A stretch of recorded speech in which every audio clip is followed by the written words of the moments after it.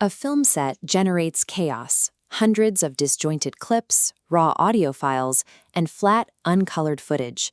But when that raw material enters the edit bay, it immediately snaps into strict digital order. A television commercial functions as a compressed 30-second data payload. To deliver this information effectively, the sequence must be mapped against a specific cognitive blueprint. This diagram shows the AIDA model, the framework editors use to navigate a viewer's attention. The sequence must capture attention in the first 3 seconds. Pacing holds interest, color generates desire, and the final graphic prompts action. While the production crew captures the raw materials, the editing room is the engine where these psychological triggers are actually synthesized. This graphic outlines the 3 macro phases required to build any commercial campaign: pre-production, production, and post-production. In that final phase, Adobe Premiere Pro serves as the central hub. It is the convergence point where raw media is organized, paced, and polished. This workflow chart details the exact chronological sequence an editor follows. You start by ingesting assets, cut a rough draft, refine to a fine cut, and finally pass it through audio mixing, color grading, and final export. Mastering this strict technical pipeline is what separates an amateur who stitches clips together from a professional who architects a viewing experience. A 30-second commercial often requires an editor to manage hundreds of gigabytes of disjointed video and audio files. Without rigorous organization, the project collapses before the first cut is made. This interface shows the professional workspace in Premiere Pro, where massive data organization takes place. A professional editor relies on a strict bin structure in the project panel. They isolate elements into dedicated folders: sequences, video, audio, and graphics. Once organized, the editor faces a hardware problem. Attempting to scrub through heavy 4K or 8K raw files in real time will choke even high-end computer processors, causing playback lag. To solve this, the industry relies on the proxy workflow. The software splits off a lightweight, low-resolution clone of the original file. The editor cuts using the smooth, temporary proxy. Then, during the final export, Premiere automatically swaps the heavy, high-quality master file back in. Securing the data organization and generating proxies frees the editor from software crashes and lag, allowing them to focus entirely on creative pacing. Editing begins with the rough cut. Here, the editor establishes the macro narrative, laying out the sequence of events without worrying about perfect, seamless transitions.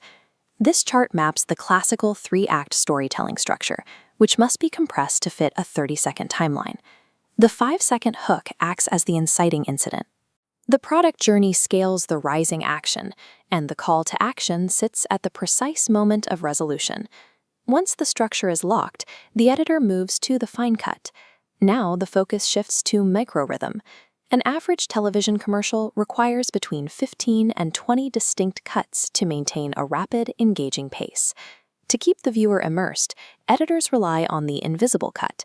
By cutting from a wide shot to a close-up at the exact millisecond a character performs an action, the motion hides the edit from the viewer's conscious mind. This list categorizes advanced transition techniques used to create seamless overlap between entirely different scenes.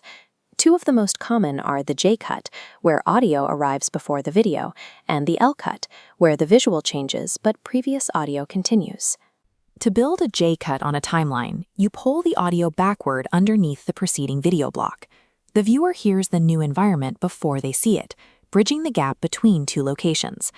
Manipulating these microrhythms dictates exactly how fast the viewer processes information, directly commanding the interest phase of the cognitive funnel. With the picture locked, the editor initiates the psychological polish, starting with the audio mix. This control panel displays the strict mathematical boundaries governing professional broadcast sound. Industry standards dictate exact decibel limits. Spoken dialogue must sit cleanly between -12 and -6 decibels, while background music stays suppressed below -18. If the master volume ever crosses the absolute ceiling of 0 decibels, the audio waveform clips, causing harsh physical distortion in the speaker. To manage multiple tracks seamlessly, editors use keyframe audio ducking. This automates the precise balance between a narrator's voice and the music bed. On the timeline, the music waveform automatically dips down to create a valley the moment the voiceover begins, then swells back up the second the speaker pauses. Precise decibel control prevents auditory chaos. It guarantees the brand's core message is heard clearly, while the music delivers the emotional weight. There is a stark difference between technical color correction and emotional color grading. Correction fixes the footage. Grading paints the mood. Because computer monitors display colors differently, editors do not trust their bare eyes. They use lumetri scopes, waveforms, and vector scopes to mathematically plot exposure, contrast, and true white balance. This color wheel illustrates the psychology applied during the grading phase. Specific palettes are layered over footage to manipulate emotion. Banks and insurance companies grade with cool, trustworthy blues, while organic health products lean heavily on fresh, natural greens. Look at how Coca-Cola applies this theory in their commercial campaigns. They utilize a highly saturated red against intense, low-key lighting. Deep shadows make condensation highlights pop, while the red directly stimulates physical energy and appetite. This level of color manipulation moves the audience out of passive viewing and into the desire phase. The final technical hurdle is exporting the sequence. The editor must render the complex timeline of video, audio, and graphics down into a single playable file. For web and social media delivery, the H.264 codec is the universal standard, compressing the data into an MP4 container without destroying the visual fidelity.